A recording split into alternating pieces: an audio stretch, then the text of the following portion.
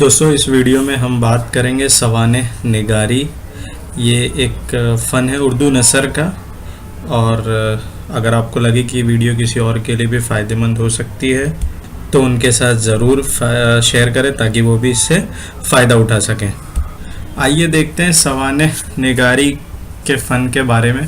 تو سوانح کا دائرہ تو بہت وسیع ہے. اگر کسی نے اپنے بارے میں کچھ لکھا یا کچھ کہا تو اسے آپ بیتی یا خود نوشت سوانح کہتے ہیں. اگر کائنات کے بارے میں جو اس کے ارد گرد پھیلی ہوئی ہے اگر اس کے بارے میں لکھا تو اسے کہیں گے جگ بیتی یا سوانح. دیکھتے ہیں سوانح کی تعریف کیا ہے. تو سوانح کی تعریف کرتے ہوئے کارلائل نے اسے فرد کی داستان حیات بتایا ہے. اس کو انگلش میں کہتے ہیں بایوگرافی. تو ایمرسن کا خیال ہے، یہ دوسرے فنکار ہیں، ایمرسن کا خیال ہے کہ جب کوئی عظیم انسان کسی عظیم تر انسان کی زندگی کی تشریح کرتا ہے تو سوانح عمری وجود میں آتی ہے. غرض سوانح عمری ایک ایسی تصنیف ہے جس میں کسی شخصیت، اور یہ شخصیت اہم ہو تو اور بھی اچھی بات ہے، تو کسی شخصیت کی زندگی میں پیش آنے والے واقعات کی ایسی تصویر پیش کی جاتی ہے جو ہر لحاظ سے مکمل ہو. تو وہی بایوگرافی. تو واقعات قارئین کے لیے پرکشش ہوں، یہ اس کی ریکوائرمنٹ ہے، تقاضے ہیں سوانح نگاری کے. تو واقعات قارئین کے لیے پرکشش ہو، انداز بیاں پر تاثیر ہو، اثر والا ہو. جو ان شرطوں کو پورا کرے اسے کامیاب سوانح نگار کہا جائے گا. اچھا، اب سوانح کی اہمیت کیا ہے؟ تو دیگر اصناف، دوسری جو صنفیں ہیں، ان کے مقابلے اس کی اہمیت، سوانح کی اہمیت زیادہ ہے. کیونکہ سوانح سے لطف بھی حاصل ہوتا ہے، کیونکہ یہ ایک فکشن کی طرح ہے، اور اس سے افادیت یعنی فائدہ بھی ہوتا ہے. مطلب ہمیں عظیم شخصیتوں کے بارے میں معلومات ہوتی ہے. عظیم سائنسداں، مذہبی رہنما، مفکر، محب وطن، نڈر سپاہی، سماجی کارکن، جن کے احسانات سے دنیا گراں بار ہے، مطلب ان کے احسانات بہت ہوتے ہیں دنیا کے اوپر، تو انہیں یاد کرنے اور خراج عقیدت پیش کرنے، اس سے بہترین طریقہ اور کیا ہو سکتا ہے.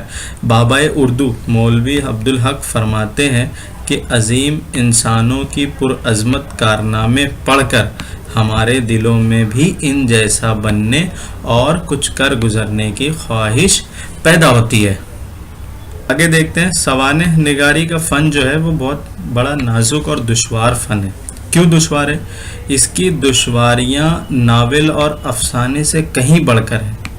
کیوں یہ دشوار ہے؟ کیوں ناول اور افسانے سے اس کی تقاضے جو ہے بڑھ گئے ہیں؟ کیونکہ کسی شخص کے سوانح مرتب کرنا یعنی لکھنا اور پوری طرح سے اس سے عہدہ بر ہو جانا، مطلب اس کے جو ریکوائرمنٹ ہے اس کو پورا کر دینا. کسی شخص کی لائف کے بارے میں لکھنا تو کچھ بھی آپ نہیں لکھ سکتے ہو.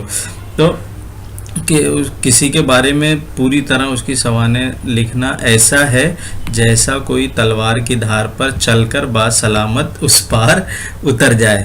تو کیا کرنا پڑتا ہے ابھی سوانح نگار کے لیے؟ کیا کیا چیلنجز ہے، اس کو کیا کیا مشکلات آتی ہیں؟ تو سوانح نگار کو سب سے پہلے صاحب سوانح یعنی جس کی بایوگرافی لکھنا ہے تو اس کا وہ انتخاب کریں گے. انتخاب یعنی سلیکٹ کریں گے. تو یہ طے کرنا پڑتا ہے کہ وہ شخص اس کے قابل ہے یا نہیں، اور یہ بھی دیکھنا ہے کہ خود صاحب سوانح کے بارے میں مصنف کو کتنی معلومات ہے. مطلب اگر میں کسی کے بارے میں لکھتا ہوں تو مجھے یہ دیکھنا ہے کہ وہ اس قابل ہے یا نہیں کہ میں اس کے بارے میں لکھوں، اور مجھے جس کے بارے میں لکھنا چاہتا ہوں اس کی معلومات میرے پاس کتنی ہے، اور کیا مصنف اس کی زندگی کے سارے پہلوؤں پر روشنی ڈال سکتا ہے. یعنی اگر میں لکھ رہا ہوں تو کیا میں جس کے بارے میں لکھ رہا ہوں اس کی پوری لائف پہ میں فوکس کر سکتا ہوں یا نہیں. اگر اس کے دل میں شخصیت کا احترام ہے تو عیبوں کو چھپائے گا. مطلب اگر میں کسی کو پسند کرتا ہوں تو اس کے عیبوں کو چھپاؤں گا. اگر اس سے عداوت ہے یعنی دشمنی ہے تو خوبیوں کو کم اور عیبوں کو بڑھا چڑھا کر بیان کرے گا مصنف. یہ مطلب ضروری نہیں ہے. کہیں لوگوں نے بہت ہی غیر جانبدار مطلب بہت ہی نیوٹرل ہو کے لکھا ہے. تو یہ ایکچولی اسی لیے ڈیفیکلٹ ہے کیونکہ اگر کوئی کسی کو پسند کرتا ہے تو اس کے بارے میں زیادہ بڑا چڑھا کے لکھے گا. اگر وہ اس سے نفرت کرتا ہے, دشمنی ہے, تو پاسبل ہے, ممکن ہے کہ وہ اس کی خوبیوں کو کم بیان کرے اور اس کے جو عیب ہے اس کو بڑا چڑھا کر پیش کرے. اگر مصنف میں دیانت داری یعنی اس کے اندر ایمانداری ہے, جفا کشی ہے اور چھان بین کا شوق نہ ہو تو وہ کبھی کامیاب سوانح نگار نہیں بن سکتا ہے.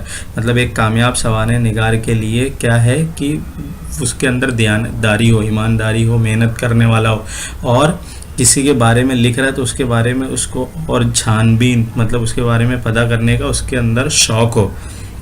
اب اگلا مسئلہ ہے مواد کا یعنی کنٹینٹ کا.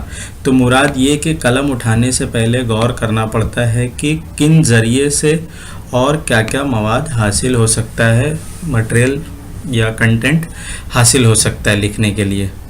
آئیے دیکھتے ہیں سوانح نگاری کا آغاز اور ارتقاء یعنی اس کی شروعات کہاں سے ہوئی.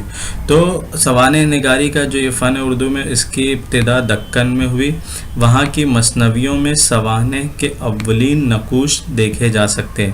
مطلب وہاں کے جو مثنوی ہے, جو نظم کی صنف ہے, اس میں اس کے نقش دیکھے جا سکتے ہیں, سیمپل دیکھے جا سکتے ہیں. جیسے نصرتی ایک مثنوی نگار ہے, انہوں نے اپنے والد, اپنے مربی علی عادل شاہ اور دیگر شخصیتوں کی سیرت و سوانح نہایت عمدگی سے بیان کی ہے. ان کے علاوہ رومی, ذوقی, یہ الگ الگ اور دوسرے شاعر ہیں, اور دیگر مثنوی نگاروں نے بھی اس طرف توجہ کی. اس کے بعد شعرائے اردو کے تذکروں کا دور شروع ہو جاتا ہے. محمد حسین آزاد کی آب حیات اردو شاعروں کا تذکرہ بھی ہے اور اردو ادب کی تاریخ بھی ہے. لیکن ان دونوں سے زیادہ اہم اس کی ایک اور خصوصیت ہے, انہوں نے بہت سے ادبی شخصیتوں کی سیرت و سوانح بھی پیش کی. محمد حسین آزاد نے اپنی کتاب آب حیات میں. تحقیقی نقطہ نظر سے اس کا پایہ بہت بلند نہیں ہے, مگر یہ اعتراف ضروری ہے کہ اردو ادب کی بہت سی شخصیتیں آب حیات میں سانس لیتی نظر آتی ہیں. مولانا حالی اور علامہ شبلی دو ایسی شخصیتیں ہیں جنہوں نے انگریزی نہ جاننے کے باوجود ادب کے انگریزی نمونوں سے شناسائی حاصل کی. یعنی انگریزی نہیں جاننے کے بعد بھی وہ انگلش جو آرٹ ہے اس کے بارے میں انہوں نے پتہ کیا اور اپنی تصانیف سے اردو ادب کے دامن کو وسیع کیا, اور انہوں نے اپنی تصنیف سے جو اردو ادب ہے اس کو اور وسیع کیا, بڑھایا. حالی کی 3 کتابیں اس سے ریلیٹڈ ہیں سوانح نگاری سے. کیا؟ حیات سعدی, یادگار غالب اور حیات جاوید. تو دوستوں سوانح میں بس اتنا ہی. آپ اور ڈیٹیل میں اگر پڑھنا چاہیں تو جو میں نے بک لسٹ اپنی سلیبس اینڈ بکس والی ویڈیو میں ہے, اس میں میں نے بک لسٹ دیا ہوں, آپ وہ پڑھ کے اپنا نالج اور بڑھا سکتے ہیں.